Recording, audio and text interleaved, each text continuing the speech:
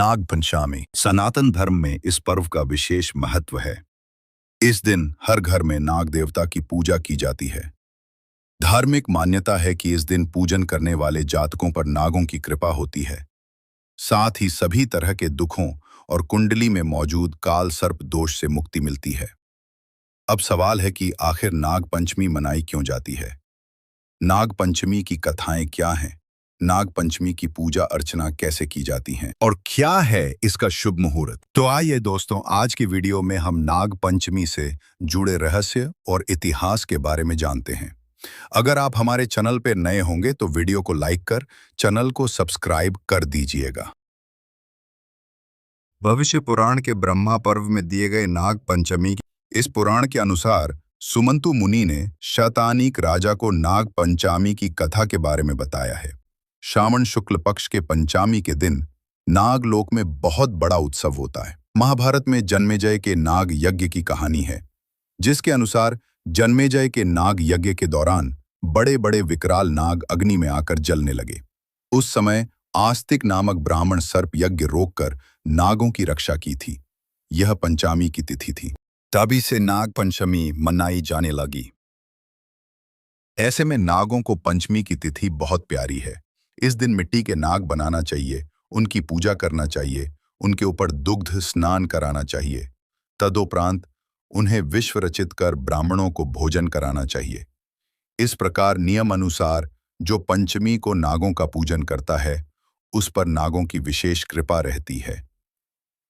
भविष्य पुराण में सांपों के लक्षण स्वरूप और जातियों के बारे में भी वृहद वर्णन भी है।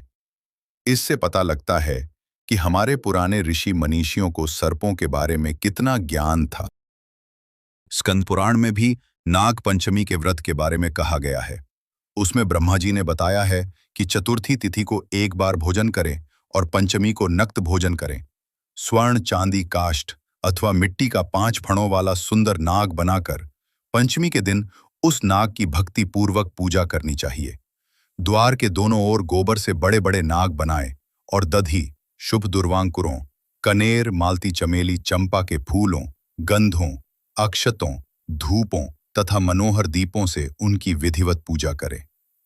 उसके बाद ब्राह्मणों को घृत, मोदक तथा खीर का भोजन कराएं। इसके बाद अनंत, वासुकी, शेष, पद्मनाभ, कंबल, करकोटक, अश्व, 8वां धृतराष्ट्र, शंखपाल, कालिय तथा तक्षक, इन सब नागकुल के अधिपतियों को तथा इनकी माता कद्रू को भी हल्दी और चंदन से दीवार पर लिखकर फूलों आदि से इनकी पूजा करें।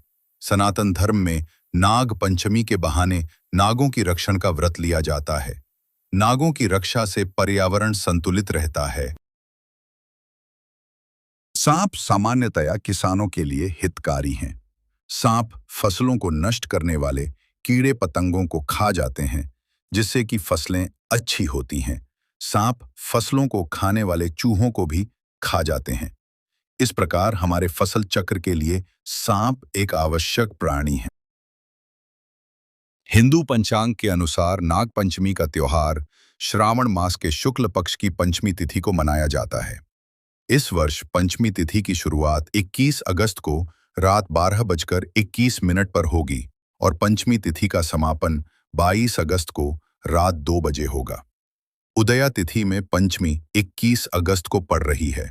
ऐसे में 21 अगस्त को नाग पंचमी मनाई जाएगी।